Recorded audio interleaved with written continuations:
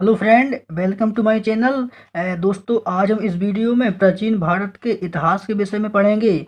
और हमारी प्राचीन भारत के इतिहास की पूरी सीरीज चल रही है।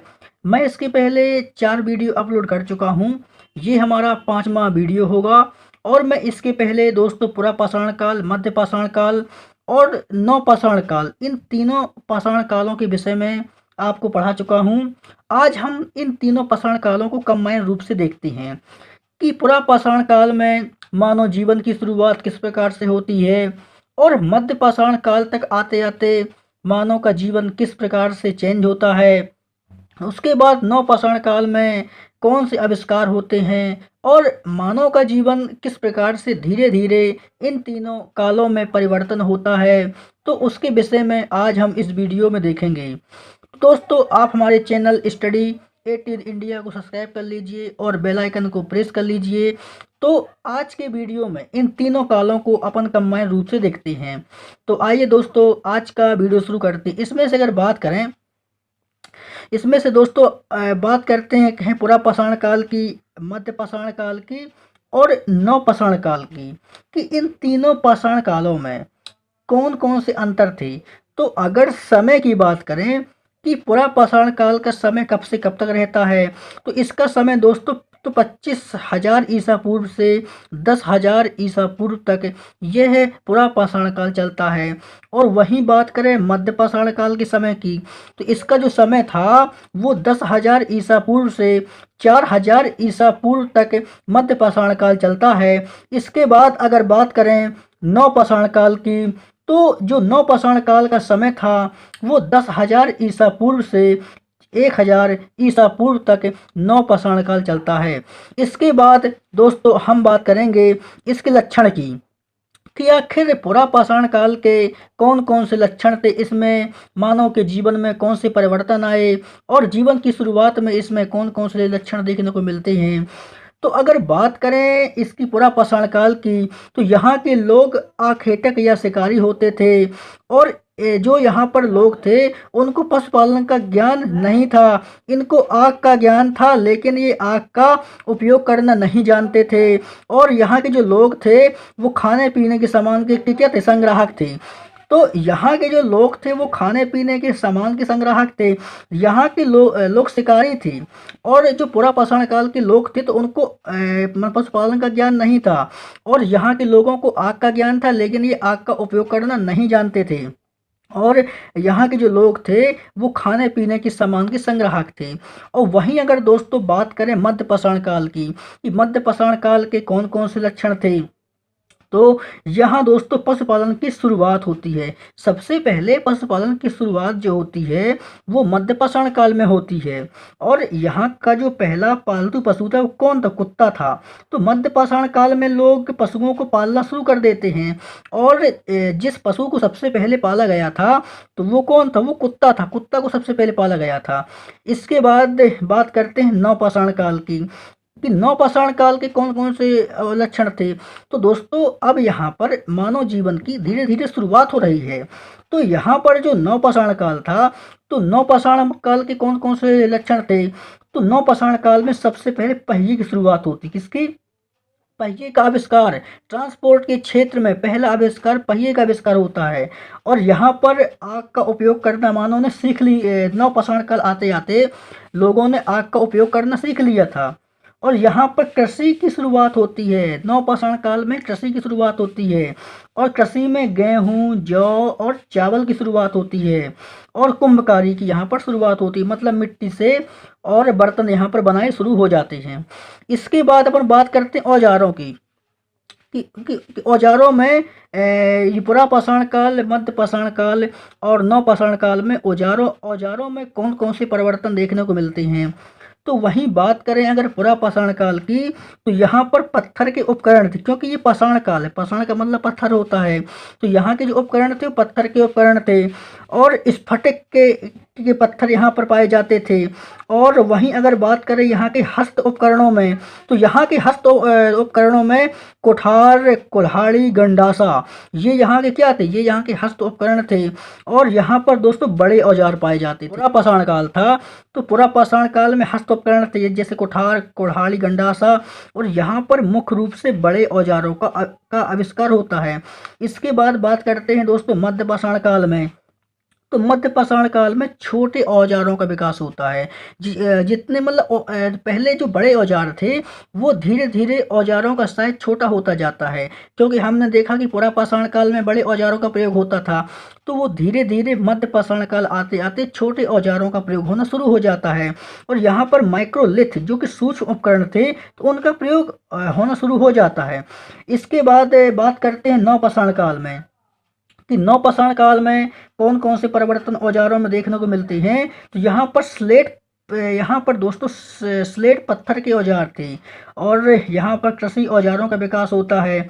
इसके बाद पॉलिश किए गए औजारों का भी आविष्कार होता है, क्योंकि देखो जो जो पुरा पाषाण काल था, तो पुरा पाषाण काल के औजारों में परिवर्तन होता है, फिर मध्य पाषाण काल के औजारों में परिवर्तन होता है, और फिर जब नवपाषाण काल आता है तो वहाँ पर भी औजारों में परिवर्तन होता है।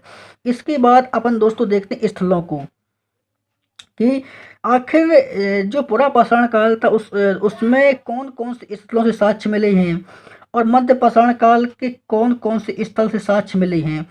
तो बात करते हैं पुरा पाषाण काल की। तो पुरा पाषाण काल में भीमबेटका की गुफाएं जो थी, वहां से पुरा पाषाण काल संबंधी चित्रकारी मिली है।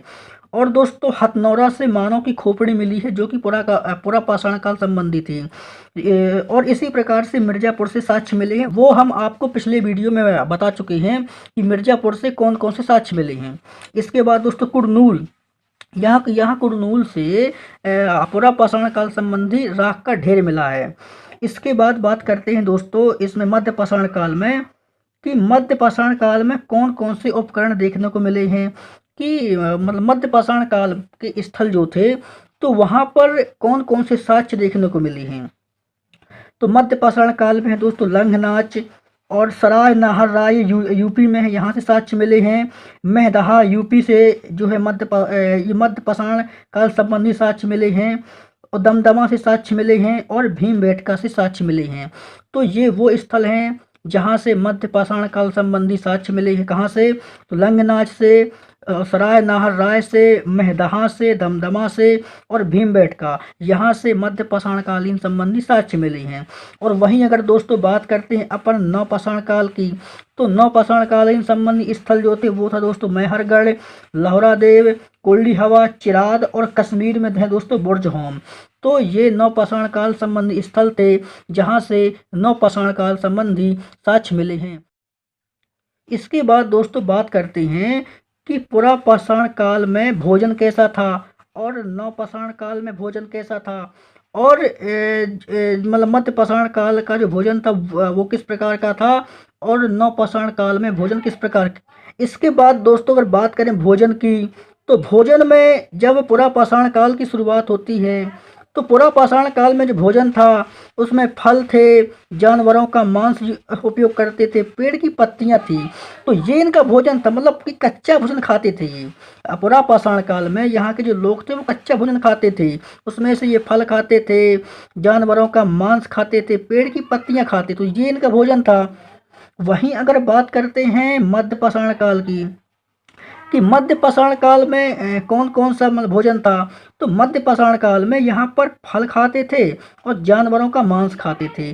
तो पुरा पाषाण काल और मध्य पाषाण काल के भोजन में कोई परिवर्तन नहीं होता है। और वहीं अगर बात करते हैं नवपाषाण काल की, कि नवपाषाण काल में यहाँ के लोगों का भोजन कैसा था, तो दोस्तों तो देखो नवपाषाण काल में खेती की शुरुआत होती है, तो खेती की अगर शुरुआत होती है तो स्वाभाविक रूप से अनाज तो खाएंगे ही, और अनाज में गेहूँ, जौ, चावल, मक्का ये तो खाते ही हैं।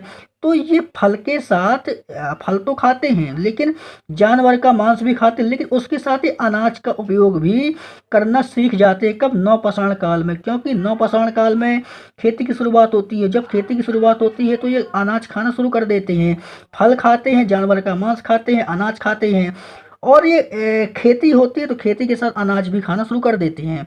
इसके बाद बात करते हैं इनके कपड़ों की, कि ये पुरा पाषाण काल में किस प्रकार के कपड़े पहनते थे और मध्य पाषाण काल में किस प्रकार के कपड़े पहनते थे और ये नव पाषाण काल में किस प्रकार के कपड़े पहनते थे। अगर बात करें कपड़ों की तो दोस्तों ये पुरा पाषाण काल में पत्ते और वृक्ष की छाल के कपड़े पहनते थे। और वहीं अगर बात करें मध्य पाषाण काल में, तो मध्य पाषाण काल में ये पत्ते और वृक्ष की छाल ही पहनते थे। तो जो चीज़ें ये पुरा पाषाण पहनते थे, जो कपड़े ये पुरा पाषाण काल में पहनते थे, वही कपड़े ये मध्य पाषाण काल में भी पहनते थे, क्योंकि खेती की शुरुआत नहीं हुई थी। जब यहाँ पर खेती की शुरुआत नहीं हुई थी तो पत्ते थे, वृक्ष की छाल थी, ये इनके कपड़े होते थे। लेकिन जैसे ही नव पाषाण काल आता है तो नव पाषाण काल में खेती की शुरुआत होती है, और जब यहाँ पर खेती की शुरुआत होती है तो यहाँ पर खेती से कपास होता है और भेड़ों से ऊन होता है, क्योंकि मध्य पाषाण काल में पशुपालन की शुरुआत हो जाती है। तो यहाँ पर जब खेती की शुरुआत होती है तो भेड़ों से ऊन होता है और खेती से कपास होती है, तो यहाँ पर ये कपड़े पहनना शुरू कर देते हैं। तो नव पाषाण काल से कपड़े पहनना शुरू कर देते हैं जी। इसके बाद अगर बात करें यहाँ के धर्म की, मतलब पुरा पाषाण काल का धर्म किस प्रकार का था और मध्य पाषाण काल का जो धर्म था वो किस प्रकार का था, और नव पाषाण काल का जो जो जो धर्म था वो किस प्रकार का था। वहीं अगर बात करें दोस्तों धर्म की, तो यहाँ पर प्राकृतिक शक्तियों में विश्वास करते थे ये, है ना। जो पुरा पाषाण कालीन संबंधी जो लोग थे, तो ये प्राकृतिक शक्तियों पर विश्वास करते थे पुरा पाषाण कालीन संबंधी लोग। और जब ये मध्य पाषाण काल में आते हैं तो ये मध्य पाषाण काल में भी इनकी इनकी यही स्थिति थी। ये मध्य पाषाण काल में भी प्राकृतिक शक्तियों पर विश्वास करते थे, लेकिन जैसे ही नव पाषाण काल आता है तो नव पाषाण काल में मूर्ति पूजा की शुरुआत होती है और मातृ देवी की पूजा की शुरुआत होती है। तो दोस्तों ये इस प्रकार से इनके धर्म में परिवर्तन होता है। तो दोस्तों आज के लिए बस इतना ही। दोस्तों हम अगले वीडियो में सिंधु घाटी सभ्यता के विषय में पढ़ेंगे, और जब तक के लिए आप सभी का धन्यवाद।